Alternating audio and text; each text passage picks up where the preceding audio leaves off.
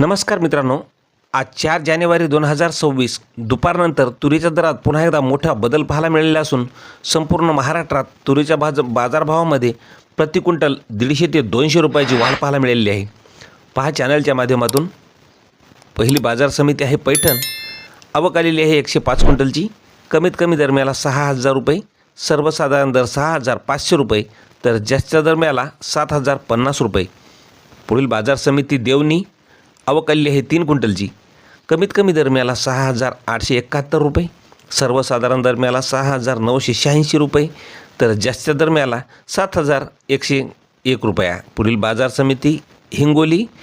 गजर तुरीला आवक आलेली आहे 20 क्विंटलची। कमीत कमी दर मिळाला 6400 रुपये, सर्वसाधारण दरसुद्धा 6400 रुपये, तर जास्तीचा दर मिळाला 6800 रुपये।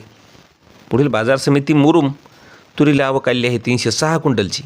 कमीत कमी दर मिळाला 6400 रुपये, सर्वसाधारण दर 7224 रुपये, तर जास्तीचा दर मिळाला 7401 रुपया। पुढील बाजार समिती आहे जालना।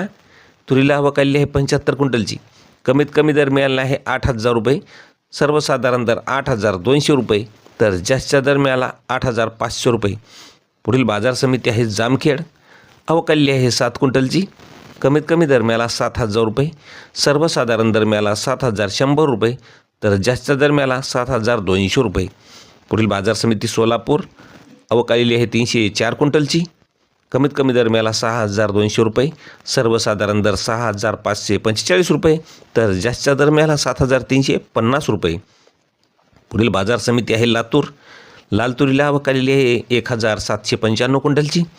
कमीत कमी दर मिळाला 6000 रुपये, सर्वसाधारण दर 7200 रुपये, तर जास्तीचा दर मिळाला 7425 रुपये।